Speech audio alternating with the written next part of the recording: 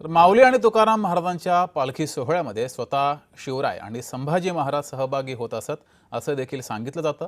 त्यामुळे पुण्यामध्ये वारी काळामध्ये मोठ्या उत्साहात धारकरी या सोहळ्यामध्ये सहभागी होतात, सोहळ्याचं आयोजन करतात। शिवप्रतिष्ठान संस्थेचे सर्वेसर्वा संभाजी भिडे गुरुजी या सोहळ्याला उपस्थित राहून मार्गदर्शन करतात। यावेळेस रायगडाहून छत्रपती शिवाजी महाराज यांच्या समाधीवरून आलेली शिवज्वाला, वाडी बुद्रुक येथून छत्रपती संभाजी महाराज यांच्या समाधीस्थळावरून आलेली संभाजी ज्वाला तसंच धारकरी परंपरेचा मानाचा भगवा ध्वज याचं पूजन करण्याची परंपरा आहे। यावर्षी भाजपचे पुणे शहराध्यक्ष धीरज घाटे यांच्या प्रमुख उपस्थितीमध्ये हे पूजन करण्यात आले। संस्थेचे धारकरी दरवर्षी या कार्यक्रमासाठी मोठ्या संख्येनं उपस्थित असतात।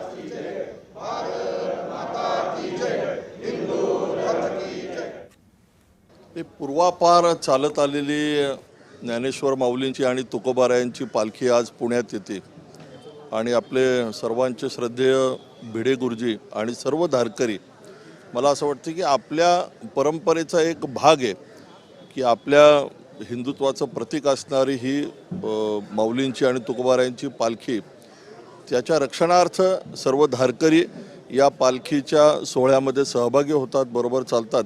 आज या ठिकाणी ज्याला आपल्या हिंदू धर्माची पताका म्हणता येईल, भगवा ध्वज, याचं पूजन करण्यासाठी आज मला निमंत्रित केलं होतं। मी आलो, पूजन केलं, गुरुजींचे आशीर्वाद घेतले, सर्व धारकऱ्यांना भेटलो आणि आज पुण्यामध्ये जे चैतन्यमयी वातावरण आहे, पालखी सोहळा आज पुण्यामध्ये येतोय, महाराष्ट्रात सगळीकडे पर्जन्यराज बरसताना दिसतोय।